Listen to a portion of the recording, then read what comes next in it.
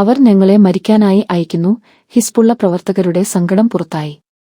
കഴിഞ്ഞ ആഴ്ച ഹിസ്ബുള്ളയുടെ റാദാവാൻ ഫോഴ്സിലെ 2 തീവ്രവാദികൾ ഇസ്രായേൽ പ്രതിരോധ സേനയുടെ പിടിയിലായി. അവരെ വിശദമായി ചോദ്യം ചെയ്തപ്പോൾ ഞെട്ടിക്കുന്ന വിവരങ്ങളാണ് പുറത്തുവന്നത്.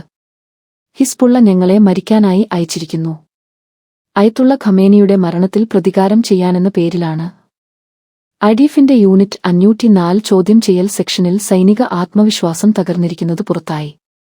പോരാടാനുള്ള ശക്തിയും ധൈര്യവും ഇല്ല എന്നു ഒരു പ്രവർത്തകൻ പറഞ്ഞു. 1.5 വർഷത്തെ യുദ്ധത്തിനുശേഷം ഞങ്ങൾ ക്ഷീണിതരാണെന്ന് 2 പ്രവർത്തകരും ചൂണ്ടിക്കാട്ടി. ഇറാന്റെ മുൻ പരമോന്നത നേതാവ് അയത്തുള്ള ഖമേനിയുടെ മരണത്തിന് പ്രതികാരം ചെയ്യുക എന്നതാണെന്നും ഇരുവരും സമ്മതിച്ചു. 2023 ഹിസ്ബുള്ള ഇസ്രായേൽ യുദ്ധത്തിനുശേഷം ഞങ്ങൾ ക്ഷീണിതരാണ്. ആരോഗ്യം നശിച്ചു. വീടും കുട്ടികളുമുണ്ട്, ഒരാൾ പറഞ്ഞു. മറ്റൊരു തീവ്രവാദി പറഞ്ഞത് തന്റെ കമാൻഡർമാരിൽ നിന്ന് തനിക്ക് ലഭിച്ച പെരുമാറ്റത്തെക്കുറിച്ചാണ്. ഇത് ഒരു മൃഗത്തെ അയക്കുന്നതുപോലെയാണ്. അയാൾക്ക് അതിനെക്കുറിച്ച് താൽപ്പര്യമില്ല. ആ വ്യക്തി എങ്ങനെ കഴിയും, എങ്ങനെ ഉറങ്ങും, എന്തു കഴിക്കും, പരിക്കേറ്റാൽ എന്തു ചെയ്യണം എന്ന് ഞങ്ങൾക്ക് അറിയില്ല. ഒരു നായ മറ്റൊരു നായയെ യുദ്ധത്തിനു അയക്കുന്നതുപോലെ.